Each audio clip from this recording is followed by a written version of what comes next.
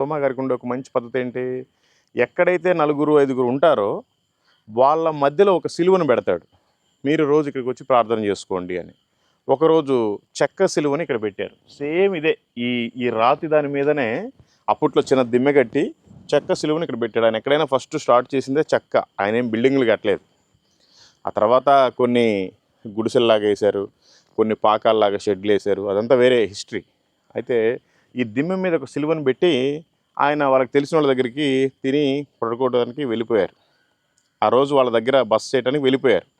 ఈ లోపల ఏం చేశారంటే ఊళ్ళో ఉండే వాళ్ళంతా బ్రాహ్మిన్స్ అగైనిస్టులు వచ్చి శత్రువులు, మీరు ఎక్కడి నుంచో వచ్చి మా దేశంలో మా బ్రాహ్మిన్స్ని మీరు కన్వర్ట్ చేస్తారా, తప్పు అని వీళ్ళు పడుకున్నప్పుడు, తోమా గారు వెళ్ళి పడుకున్నప్పుడు ఎవరు లేరు కదా ఇక్కడ, ఆ విశ్వాసులు కూడా లేరు. ఆ టైంలో దీన్ని ఇరగ్గొట్టి ఈ నదిలో పడేశారు.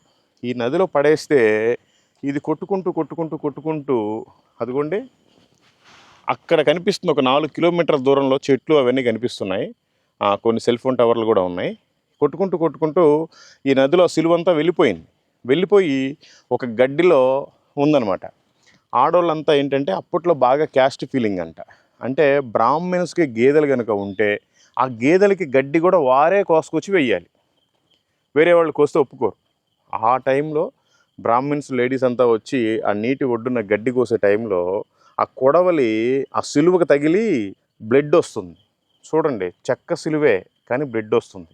అది చూసి ఆశ్చర్యపోయి ఏం జరిగింది ఏంటి అంటే, యేసుప్రభు వారి సిలువని తీసుకొచ్చి పాడు చేశారు, ఇది పరిస్థితి. అందరూ ఊళ్ళో వాళ్ళంతా పొకిడైపోయి వాళ్ళు ఇంక అక్కడే దేవుడు యేసుక్రీస్తు, మనకి వేరే దేవుడు లేడని చెప్పేసి అక్కడే ఇప్పుడు అతిపెద్ద చర్చి కట్టుకున్నారంట.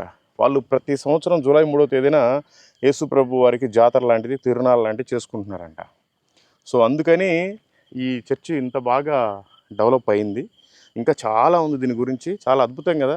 ఆయన స్టార్ట్ చేయటం ఏంటి, అందరూ కూడా బ్రాహ్మిన్సు, నంబూద్రి, అయ్యంగారులు, హిందువులు, పండితులు, వాళ్ళందరూ కూడా నమ్ముకున్నారు. ఇక్కడ అప్పట్లో బౌద్ధులు, జైనులు కూడా ఉండేవాళ్ళు. నిన్న వెళ్ళాము సినగోగు, యూదులు ఆరాధించుకునే ప్రాంతానికి. అక్కడ పక్కనే జైన్ మందిరం కూడా ఉంది. అంటే అప్పట్లో ఆ టైంలోనే. కాబట్టి యేసు ప్రభు వారు గొప్పవారు. ఆయన సువార్త పరిచయం చేయడానికి తోమా గారు అక్కడి నుంచి ఇక్కడికి వచ్చారు. మనమంతా అందుకే దేవుణ్ణి నమ్ముకున్నాం. మరి మనం కూడా వేరే వాళ్ళకి చెప్తేనే కదా నమ్ముకుంటారు, వాళ్ళు కూడా సత్యాన్ని తెలుసుకుంటారు, వాళ్ళు కూడా నరకానికి వెళ్లకుండా ఉంటారు. కాబట్టి దయచేసి ప్రతి ఒక్కరూ సువార్తను ప్రకటించాలి. నేను మీకు ఇంకా ఈ చర్చ్ గురించి పూర్తిగా ఎక్స్ప్లెయిన్ చేస్తాను, మీకు ఇంకా బాగా చూపిస్తాను. Okay, thank you. Praise the lord.